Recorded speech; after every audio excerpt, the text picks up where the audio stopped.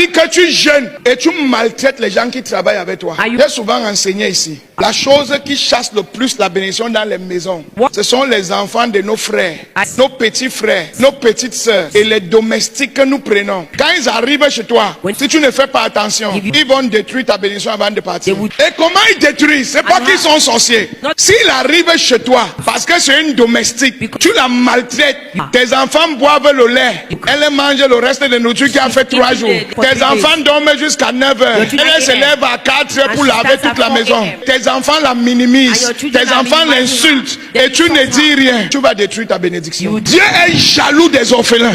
Dieu est jaloux des veuves. Quand ils viennent chez toi, maltraite tes enfants et traite-les bien. Laisse-les te faire du mal et de partir. Mais toi, ne les fais jamais du mal. Il dit, vous gênez, je ne vous réponds pas parce que vous maltraitez vos mercenaires. Vous maltraitez vos ouvriers. La petite fille qui travaille dans ton bureau, dans ton salon de couture. Regarde comment tu lui parles. À l'âge de ton enfant. Est-ce que tu parles à ton enfant comme ça? La petite qui travaille dans ton atelier de couture et de coiffure. Est-ce que c'est comme ça que tu parles à ton enfant? Et après, quand elle quitte 2 ans après, ton salon ferme. Ce n'est pas elle. C'est ta méchanceté qui a détruit ta bénédiction. Il dit, quand tu commences un jeûne, corrige la manière que tu traites les gens qui travaillent avec toi. Ce n'est pas d'aller faire 4 jours sans manger, tu reviens comme un squelette. Corrige d'abord la manière avec laquelle tu traites tes ouvriers. Plusieurs personnes font la grève de la faim et disent qu'ils jeûnent. Non, s'abstenir de la nourriture ne signifie pas que tu jeûnes. S'abstenir de la nourriture et chercher la face de Dieu, c'est ce qui est le jeûne. Moi j'ai vu des gens qui jeûnent de 6h à 18h et ils ne mangent pas. Et toute la journée ils travaillent et il dit qu'il a jeûné. Non, tu as grevé. C'est la grève de la faim. Le jeûne, c'est pour se rapprocher de Dieu. C'est pour venir avec notre cœur à Dieu et nous réaligner avec le plan de Dieu et transformer nos cœurs durs en cœurs de chair.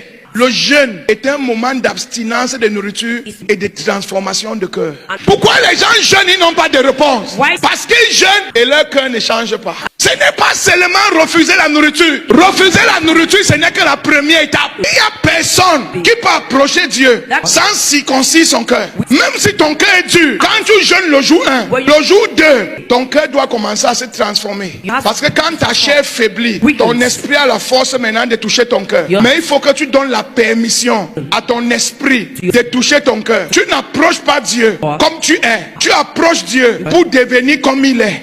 80% des chrétiens ne sont pas exaucés pendant les jeûnes parce que pour eux, le jeûne, c'est pour obtenir une solution de Dieu. Je fais le jeûne de 3 jours, ça va me débloquer telle situation. Je fais le jeûne de 14 jours, je vais guérir. Je fais le jeûne de 40 jours, mon église va grandir. Mais lui-même, il ne change pas. Le jeûne n'est pas uniquement pour débloquer les situations. La Bible appelle le jeûne l'humiliation de son âme. La Bible appelle le jeûne la repentance de son âme. Le réalignement de son âme. Le jeûne qui est agréable à Dieu, c'est le jeûne de celui qui se réaligne avec Dieu. Le jeûne n'est pas une formule d'obtention. Le jeûne est une formule de transformation. Regardez-moi, maman Toto, supposons que tu es Dieu. Regardez, elle m'a demandé, va t'asseoir là-bas. Et moi, je vais aller porter le baffle là. Et je n'ai pas la force pour aller porter. Et maman Ototo m'a dit, assieds-toi là-bas. Il y a un ange qui va t'apporter le baffle. Moi, je ne m'assois pas. Et après, il dit qu'il faut que je m'approche de maman Ototo. Je prends 3 jours de jeûne à sec sans manger. Maman Ototo, je vais aller au baffle. Maman Ototo, je vais aller au baffle. Maman Ototo.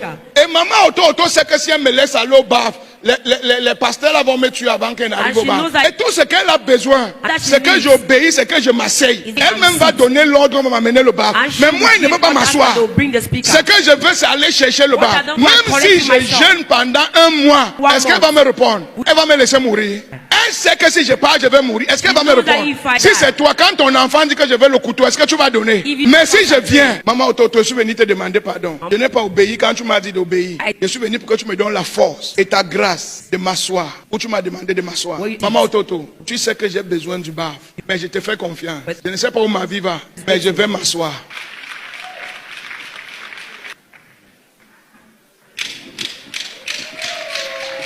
La chaise que je cherchais, On m'a demandé de m'asseoir sur le caillou. Je me suis assis sur le caillou sans faire d'effort.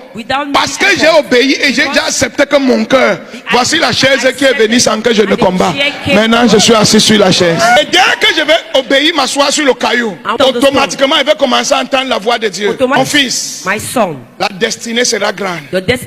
Mon fils, j'ai un grand projet avec toi.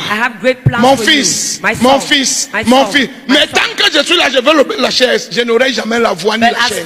Un homme qui ne sait pas prier, une femme qui ne sait pas prier, toute autre chose que tu fais en dehors de la prière, c'est la religion. Peu importe ce que tu fais, que tu entreprends, si la prière n'est pas la fondation, Dieu ne sera pas la fondation. Le Saint-Esprit ne sera pas la fondation. Il faut que tu comprennes que Dieu Père agit, Dieu Fils agit et Dieu Esprit agit. Quand nous prions au nom de Jésus. Nous travaillons avec le Saint-Esprit. Et par Jésus, Dieu exauce. Tu dois comprendre ces choses. Le Saint-Esprit, c'est le Dieu vivant qui est au milieu de nous. C'est le Dieu vivant qui agit au milieu de nous. Et il est activé, il est animé par ta vie de prière. En d'autres termes, si tu fais autre chose sans que la prière ne soit la base, tu es en train d'accomplir la religion, mais la spiritualité sera absente. La prière est vitale, la prière est capitale, le jeûne est vital, le jeûne est capital pour la force, pour la domination, pour la démonstration de la supériorité de Dieu dans la vie d'un chrétien. Sans le jeûne et la prière, tu ne peux pas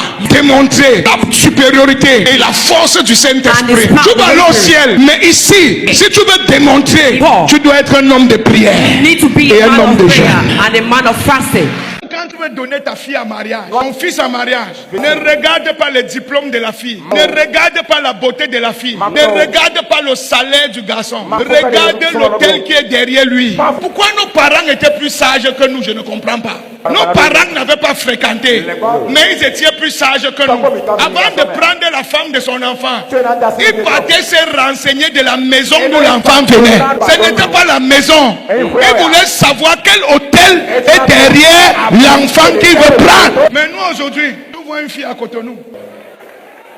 2 jours, je l'aime. 3 jours, tu as déjà couché avec elle. 5 jours, tu peux faire la dot. Tu ne la connais pas. Tu blagues, hein?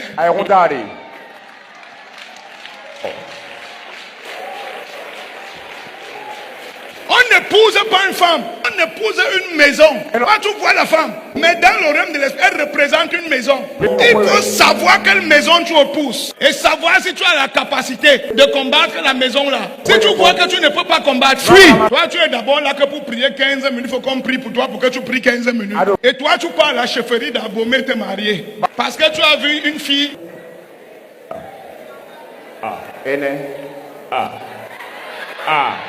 Tu comme ça, hey, hey, hey. Le hey là c'est ta mort.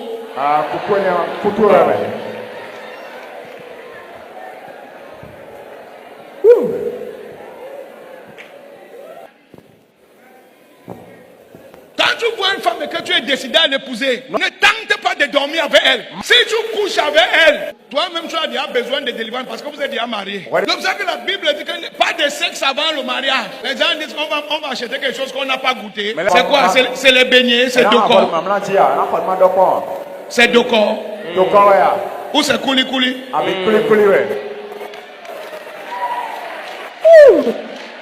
Si tu veux goûter, il faut connaître dans quel fétiche tu es en train d'entrer. Si tu connais et tu aimes, il n'y a pas de problème. Quand ton argent va finir, tu sais ce que tu faisais. Quand tes affaires vont tomber, tu sais ce que tu faisais. Quand tu vas commencer à avoir le diabète alors que personne n'a le diabète dans ta famille, tu sais ce que tu faisais.